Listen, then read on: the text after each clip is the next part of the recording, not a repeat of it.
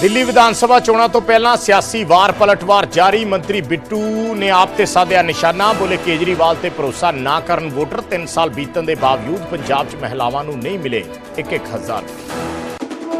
पंजाब बंद नूं लैके किसानां दीआं तैयारियां मुकम्मल। कल सवेरे 7 बजे तो शाम 4 बजे तक सड़की ते रेल आवाजाही रखणगे ठप्प। सिर्फ एमरजेंसी सेवावां रहणगीआं बहाल। कल दे पंजाब बंद नूं मिल रहा पुरजोर समर्थन। पंजाब कांग्रेस दे किसान विंग ने भी की हिमायत। SGPC ते रोडवेज मुलाजम पहला ही दे चुके ने समर्थन। तरनतारण पुलिस ने जग्गू भगवानपुरिया ते अमृतपाल बाट गैंग दे 5 गुर्गे कीते काबू। मुलजमां तो 4 हथियार ते एक विदेशी पिस्टल बरामद। टारगेट किलिंग्स दी कर रहे सी प्लैनिंग। पटियाला च गर्म ख्याली बाबा बख्शीश सिंह ते फायरिंग। 3 अणपछातियां ने कार ते कई राउंड चलाईयां गोलियां। हमले च वाल-वाल बचे बाबा बख्शीश। मरहूम साबका प्रधानमंत्री डॉक्टर मनमोहन सिंह दे फुल कीते गए जल प्रवाह। पत्नी समेत 3 धीआं रहियां मौजूद। कल दिल्ली के निगम बोर्ड घाट ते होया सी अंतिम संस्कार।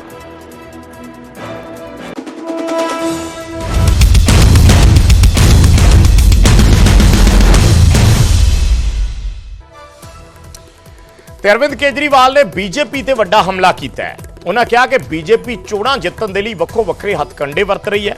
बीजेपी दोबारा ऑपरेशन लोटस चला रही है और बेईमानी दे नाल भाजपा ये चोणां जितनियां चाहती है। उन्होंने कहा कि चोणां दे नाम ते शरेआम बदमाशी की जा रही है। कई हलकियां च वोटां कट्टियां जा रही ने। वोटां दे विच हेरा फेरी की जा रही है। एक विधान सभा च उन्होंने कहा कि 11,000 वोटां कट दित्तियां गईयां। दिल्ली दे विच मौजूदा वोटरां दे वोट कट दिते गए। खुलेआम लोकां दे वोट खरीदे जा रहे हैं और दिल्ली की जनता उन्होंने कहा कि सिर्फ आम आदमी पार्टी ते ही भरोसा करती।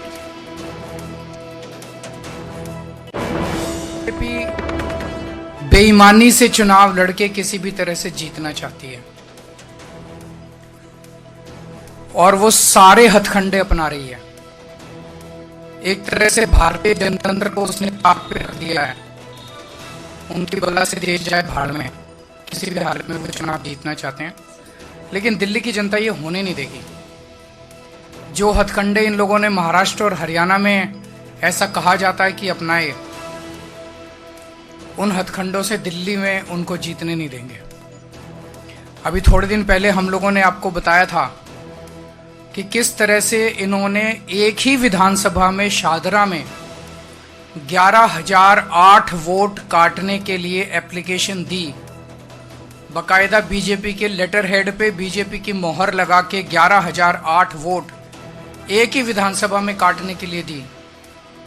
वो विधानसभा पिछली बार हम 5,000 वोट से जीते थे। अगर ये 11,000 वोट कट जाते तो जीतने के कोई चांस ही नहीं थे, लेकिन ये पकड़ में आ गए, रंगे हाथों पकड़े गए और उसके बाद वो 11,000 वोटर डिलीशन जो है वो नहीं हो पाए। वो नहीं चाहते कि दिल्ली के अंदर महिला सम्मान योजना लागू हो किसी भी तरह से। वो किसी भी तरह से वो महिलाओं के खिलाफ काम कर रहे हैं। दिल्ली की माँ बहनों को मैं कहना चाहता हूँ, बीजेपी आपकी महिला सम्मान योजना रोकना चाह रही है। केजरीवाल किसी हालत में रुकने नहीं देगा। भरोसा करो केजरीवाल के ऊपर। चुनाव के बाद आप सब लोगों को 2100 रुपए देंगे। रजिस्ट्रेशन भी होगा और लोगों को 2100 रुपए भी मिलेंगे। केजरीवाल जी की आज प्रॉब्लम यह है कि दिल्ली के जो नागरिक हैं उन्होंने केजरीवाल जी को अच्छी तरीके से पहचान लिया है। जो हमारे जमुना जी है, it has instead of being a river it has become a sewer. वहां पे जो पोल्यूशन लेवल है 500 गुना प्रिस्क्राइब लिमिट से ज्यादा है। और जो एटमॉस्फेरिक पोल्यूशन है जिसको आप AQI कहती हैं, उसको वो it had reached the level of what 1899 2000 तक। इनके जो मेजरिंग इंस्ट्रूमेंट्स है वो 500 पे रुक जाते हैं। इसलिए केजरीवाल जी जो भी कहे, अभी केजरीवाल जी का थोड़ा ही समय बचा है, बिकॉज आने वाले चुनाव में आम आदमी पार्टी जो है, अब केजरीवाल जी के बारे कह रहे हैं कि कोई ऐसा कोई सगा नहीं जिसे केजरीवाल ने ठगा नहीं। ये केजरीवाल जी की स्टैंडिंग है। ते देश के साबका प्रधानमंत्री मरहूम डॉक्टर मनमोहन सिंह दे फुल दिल्ली के गुरुद्वारा मजनू का टीला विखे जल प्रवाह किए गए। डॉक्टर मनमोहन सिंह की धर्म पत्नी ते उन्हां दीआं 3 धीआं इस मौके ते मौजूद रहियां। डॉक्टर सिंह का कल अंतिम संस्कार किया गया सी ते अज उन्हां दे फुल चुगे जाण दी रस्म तो बाद इन्हां फुल्लां नूं दिल्ली के गुरुद्वारा मजनू का टीला साहिब ਜਲ ਪ੍ਰਵਾਹ ਕੀਤਾ ਗਿਆ। ਉਸ ਮੌਕੇ ਦੀਆਂ ਤਸਵੀਰਾਂ ਨੇ।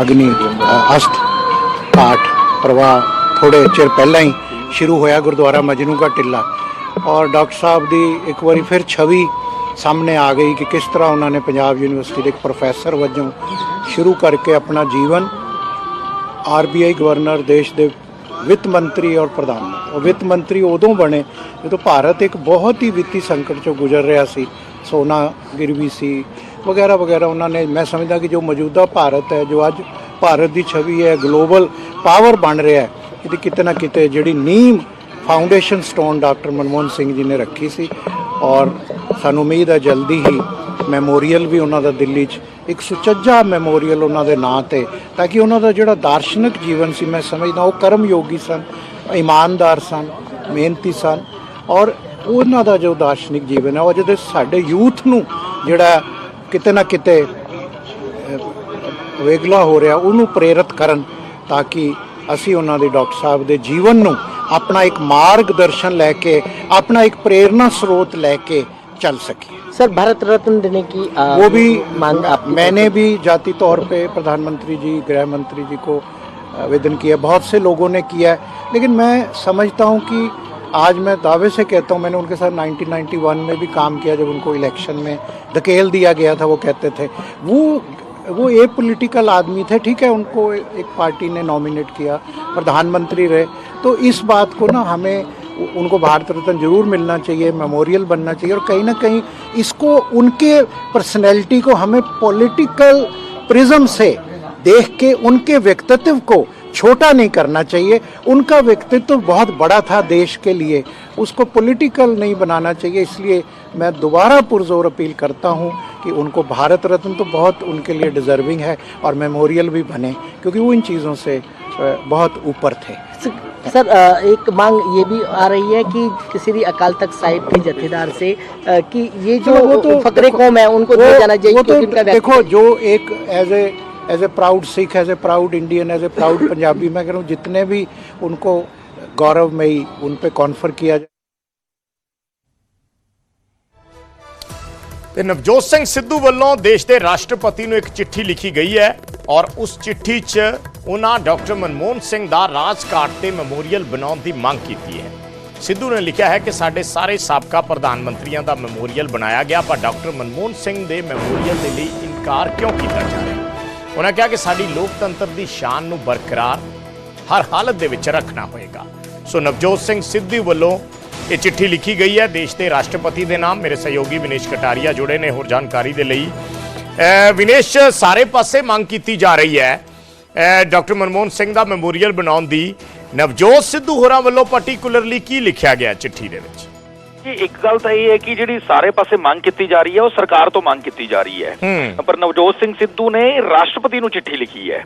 ਉਹਨਾਂ ਨੇ ਇਹ ਬਕਾਇਦਾ ਲਿਖਿਆ ਕਿ ਰਾਸ਼ਟਰਪਤੀ ਇਸ ਮਾਮਲੇ ਦੇ ਜਿਹੜੀ ਕਿ ਸਿਆਸਤ ਹੋ ਰਹੀ ਹੈ ਉਸ ਮਾਮਲੇ 'ਚ ਇੰਟਰਵੀਨ ਕਰਨ, ਆਪਣਾ ਦਖਲ ਦੇਣ, ਕਿਉਂਕਿ ਜਿਸ ਤਰ੍ਹਾਂ ਆਪਾਂ ਜਾਣਦੇ ਹਾਂ ਸਾਰੇ ਕਿ ਪਹਿਲਾਂ ਮੰਗ ਹੋ ਰਹੀ ਸੀਗੀ ਕਿ ਜਿਹੜਾ ਰਾਜਘਾਟ ਕਿਨਾਰੇ, ਯਮੁਨਾ ਕਿਨਾਰੇ ਉਹਨਾਂ ਦਾ ਕ੍ਰਿਮੇਸ਼ਨ ਹੋਵੇ, ਫਿਰ ਉੱਥੇ ਹੀ ਸਮਾਧੀ ਸਥਲ ਬਣੇ, ਜਿਵੇਂ ਕਿ ਅਕਸਰ ਹੁੰਦਾ ਆਇਆ ਸਾਬਕਾ ਪ੍ਰਧਾਨ ਮੰਤਰੀਆਂ ਦੇ ਨਾਲ।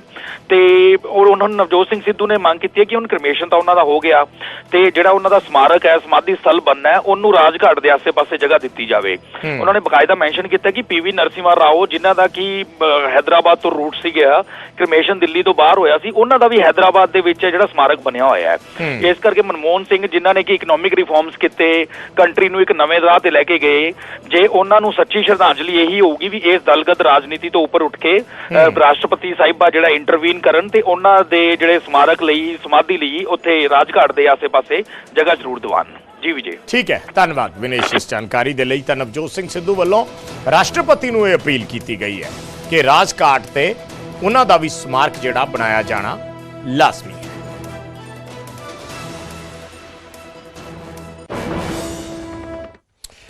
ਤੇ ਗੱਲ ਪਿਛਲੇ ਦਿਨੀ ਹੋਏ ਨਗਰ ਨਿਗਮ ਦੀਆਂ ਚੋਣਾਂ ਦੀ ਕਰਦੇ ਹਾਂ। ਪੰਜਾਬ ਦੇ ਵਿੱਚ ਨਗਰ ਨਿਗਮ ਦੀਆਂ ਚੋਣਾਂ ਮੁਕੰਮਲ ਹੋ ਚੁੱਕੀਆਂ ਨੇ, ਪਰ ਮੇਅਰ ਨੂੰ ਲੈ ਕੇ, ਇਹਨਾਂ ਨਿਗਮਾਂ ਦੇ ਵਿੱਚ ਮੇਅਰ ਨੂੰ ਲੈ ਕੇ ਕਸ਼ਮਕਸ਼ ਚੱਲ ਰਹੀ ਹੈ। ਲੁਧਿਆਣਾ ਦੇ ਵਿੱਚ ਸਿਆਸਤ ਗਰਮਾਈ ਹੋਈ ਹੈ।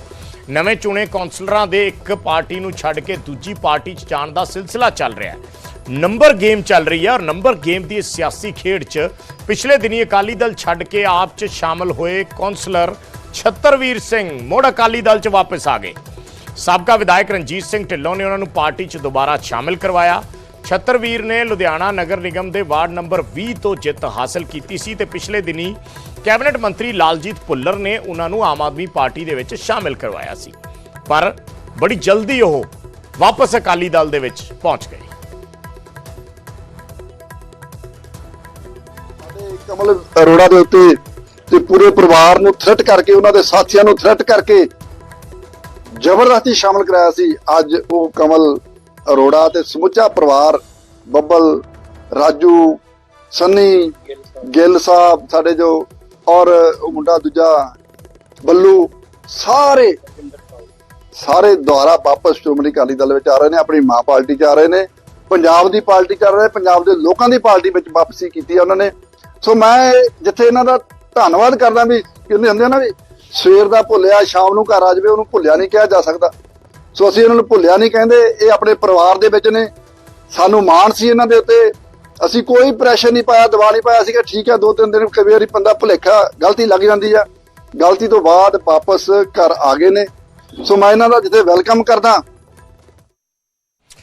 ਤੇ ਗੱਲ ਨਵੇਂ ਸਾਲ ਦੇ ਜਸ਼ਨਾਂ ਦੀ ਕਰਦੇ ਆ। ਨਵੇਂ ਸਾਲ ਨੂੰ ਲੈ ਕੇ ਦਿੱਲੀ ਪੁਲਿਸ ਵੱਲੋਂ ਐਡਵਾਈਜ਼ਰੀ ਜਾਰੀ ਕੀਤੀ ਗਈ ਹੈ, ਖਾਸ ਕਰਕੇ ਟ੍ਰੈਫਿਕ ਨਿਯਮਾਂ ਨੂੰ ਲੈ ਕੇ, ਔਰ ਉਹਨਾਂ ਕਿਹਾ ਕਿ ਟ੍ਰੈਫਿਕ ਨਿਯਮਾਂ ਦੀ ਜਿਹੜਾ ਵੀ ਉਲੰਘਣਾ ਕਰੇਗਾ ਉਸ ਦੇ ਖਿਲਾਫ ਸਖਤ ਐਕਸ਼ਨ ਹੋਏਗਾ। ਸ਼ਰਾਬ ਪੀ ਕੇ ਡਰਾਈਵਿੰਗ ਕਰਨ ਤੇ ਸਖਤ ਕਾਰਵਾਈ ਹੋਏਗੀ, ਸਟੰਟਬਾਜ਼ੀ ਕਰਨ ਵਾਲਿਆਂ ਤੇ ਸਖਤ ਕਾਨੂੰਨੀ ਕਾਰਵਾਈ ਹੋਏਗੀ। 31 ਦਸੰਬਰ ਦੀ ਰਾਤ 8 ਵਜੇ ਤੋਂ ਕਨੌਟ ਪਲੇਸ ਦੇ ਆਸ-ਪਾਸ ਹਰ ਤਰ੍ਹਾਂ ਦੇ ਵਾਹਨਾਂ ਤੇ ਪਾਬੰਦੀ ਰਹੇਗੀ। ਇੰਡੀਆ ਗੇਟ ਇਲਾਕੇ 'ਚ ਵੀ ਗੱਡੀਆਂ ਦੀ ਨੋ ਐਂਟਰੀ ਰਹੇਗੀ। ਇਹਨਾਂ ਇਲਾਕਿਆਂ ਤੋਂ ਕੋਈ ਵੀ ਵਾਹਨ ਕਨੌਟ ਪਲੇਸ ਵੱਲ ਨਹੀਂ ਜਾ ਸਕੇਗਾ। ਮੰਡੀ ਹਾਊਸ, ਗੋਲ ਚੱਕਰ, ਬੰਗਾਲੀ ਬਾਜ਼ਾਰ, ਗੋਲ ਚੱਕਰ, ਰਣਜੀਤ ਸਿੰਘ ਫਲਾਈਓਵਰ ਦਾ ਨਾਰਥ ਫੁੱਟ, ਮਿੰਟੋ ਰੋਡ, ਦੀਨ ਦਿਆਲ ਉਪਾਧਿਆਇ ਮਾਰਗ ਕ੍ਰਾਸਿੰਗ, ਸ਼ੈਲਸਮੈਮ ਫੋਰਡ ਰੋਡ ਜਿਹੜੀ ਹੈ, ਸ਼ੈਲਮਸਫੋਰਡ ਰੋਡ, ਨਵੀਂ ਦਿੱਲੀ ਰੇਲਵੇ ਸਟੇਸ਼ਨ ਦੇ ਨੇੜੇ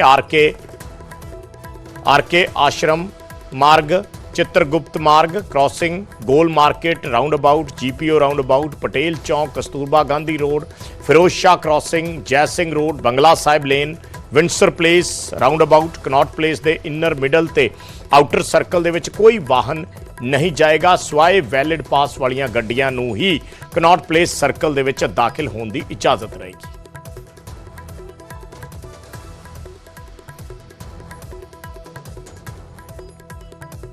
ਤੇ ਜ਼ਿਕਰ ਬਦਲਦੇ ਮੌਸਮ ਦਾ ਕਰ ਲੈਂਦੇ ਆ। ਪਹਾੜਾਂ ਤੇ ਬਰਫ਼ਬਾਰੀ ਦਾ ਦੌਰ ਚੱਲ ਰਿਹਾ। ਜੰਮੂ ਕਸ਼ਮੀਰ ਤੇ ਹਿਮਾਚਲ ਦੇ ਪਹਾੜਾਂ ਤੇ ਭਾਰੀ ਬਰਫ਼ਬਾਰੀ ਹੋਈ ਹੈ। ਚਿੱਟੀ ਚਾਦਰ ਨਾਲ ਪਹਾੜ ਪੂਰੇ ਤਰ੍ਹਾਂ ਢਕੇ ਨਜ਼ਰ ਆ ਰਹੇ ਨੇ। ਵੱਖ-ਵੱਖ ਥਾਵਾਂ ਤੋਂ ਤਸਵੀਰਾਂ ਅਸੀਂ ਦਿਖਾ ਰਹੇ ਹਾਂ। ਜੰਮੂ ਕਸ਼ਮੀਰ ਦੇ ਵਿੱਚ ਅੱਡ-ਅੱਡ ਤਸਵੀਰਾਂ ਨੇ, ਡੋਡਾ ਦੀ, ਅਨੰਤਨਾਗ ਦੀ, ਔਰ ਉਸ ਤੋਂ ਬਾਅਦ ਜਿਹੜੀ ਤੀਸਰੀ ਤਸਵੀਰ ਹੈ ਬਾਰਾਮੂਲਾ ਦੀ। ਫੁੱਲ ਚਾਰੇ ਪਾਸੇ ਬਰਫ਼ ਦੀ ਚਿੱਟੀ ਚਾਦਰ। ਉਧਰੋਂ ਹਿਮਾਚਲ ਪ੍ਰਦੇਸ਼ ਦਾ ਚੰਬਾ, ਲਾਹੌਲ ਸਪੀਤੀ, ਕੁੱਲੂ, ਸਾਰੀ ਜਗ੍ਹਾ ਬਰਫ਼ ਦੀ ਚਿੱਟੀ ਚਾਦਰ ਨਜ਼ਰ ਆ ਰਹੀ ਹੈ। ਵਾਹਨਾਂ ਦੀ ਰਫ਼ਤਾਰ ਸਲੋ ਹੋ ਗਈ ਹੈ। ਸੜਕਾਂ ਤੇ 2-2 ਫੁੱਟ ਬਰਫ਼ ਦੀ ਪਰਤ ਜੰਮ ਰਹੀ ਹੈ। ਬੱਚੇ ਬਰਫ਼ ਦੇ ਵਿੱਚ ਖੇਡਦੇ ਨਜ਼ਰ ਆ ਰਹੇ ਨੇ।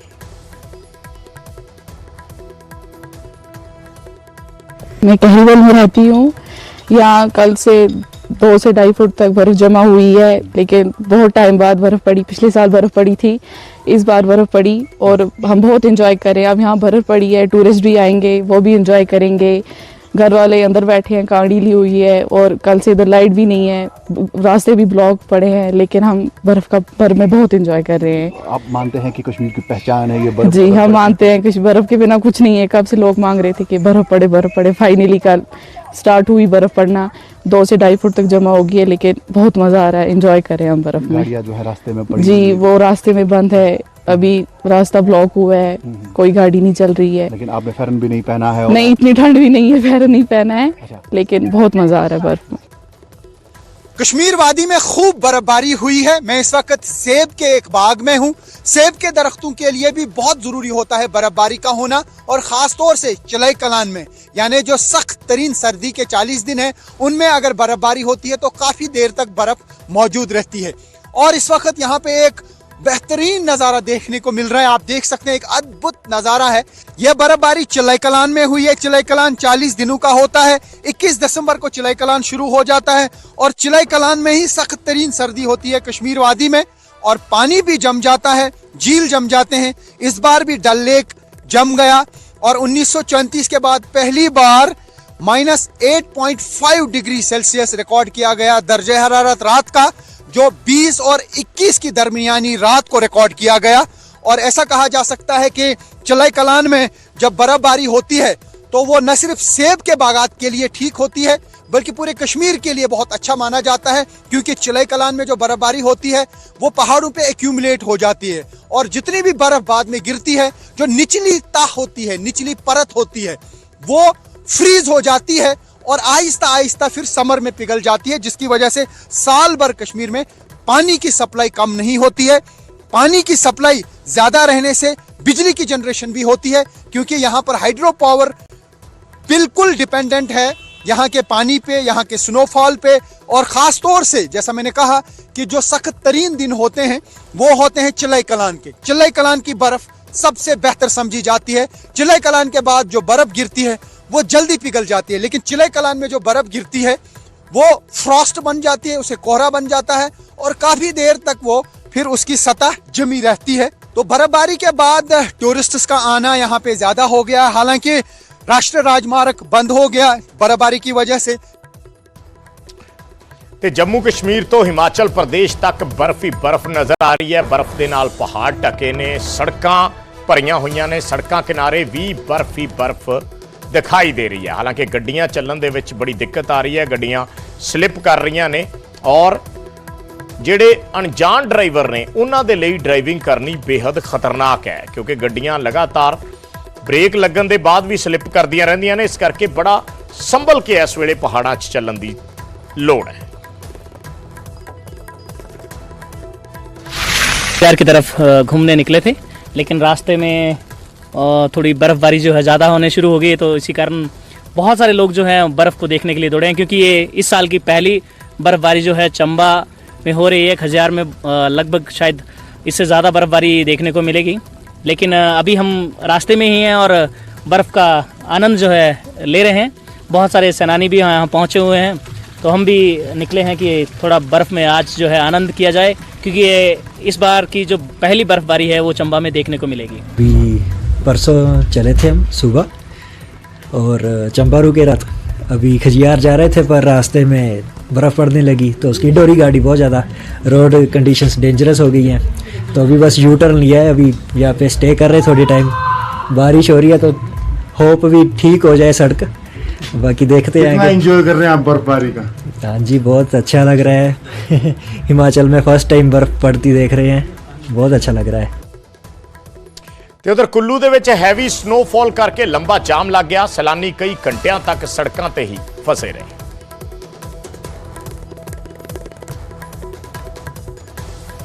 भारी हिमपात हुआ है यहाँ पे मनाली में।